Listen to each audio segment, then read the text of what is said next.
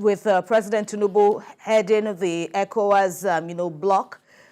And since ECOWAS had announced that it was considering, military intervention to, bring back, to restore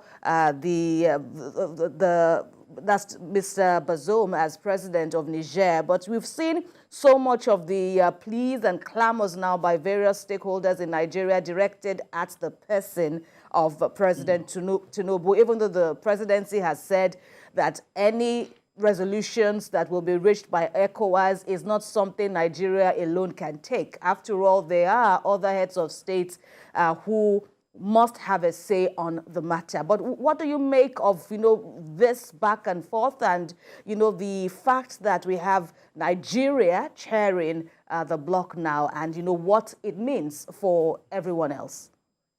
Well, I think that the initial decision of His Excellency, President Bola Ahmed Tinubu, to actually, perhaps get an approval to deploy the country's military is what anybody who occupies an office of a status should do. You don't lead from the back, you lead from the front. And the situation in Niger happens to be the situation where some persons have taken power by force. And oftentimes when you have some kinds of force of that nature, the first thing that comes to mind is military intervention and superior firepower so that you can outwit the opponents that took power from a democratically elected person that was in office. So it is not actually out of place for the president to have initially thought of such military intervention. And I think that a lot of people should also understand that the president did not take that decision just because he's going to move the nation's military. Don't forget, he sought approval. That simply means he leveraged the process of getting approval for such. And I think I should indeed commend him for actually going through the process.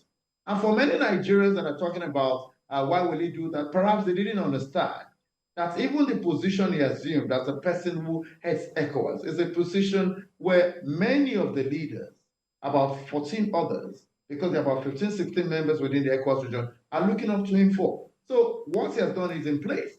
Now, the back and forth of ECOWAS and many other people there is simply because they've not been able to come to the audience table with clean hands. And anybody who actually comes to equity must do so with hands that are free of stain. Let's look at Ivory Coast, for instance. Ivory Coast is an iniquitous country. And I say that very deliberately. Two persons that should have assumed office died mysteriously. Well, death can take anybody once their time is up. But what about altering the constitution of the country, supported by France, such that France looked away because everything that Alassane Ouattara does favors them? Before Alpha Conde was sent packing there, what happened to Alpha Conde? Alpha Conde got the support of France. So many people within the ECOWAS region themselves have not actually done what they should have done rightly for their own people. So the prevarication that has been happening is as a result of the fact that many of them, for instance, have not done it right.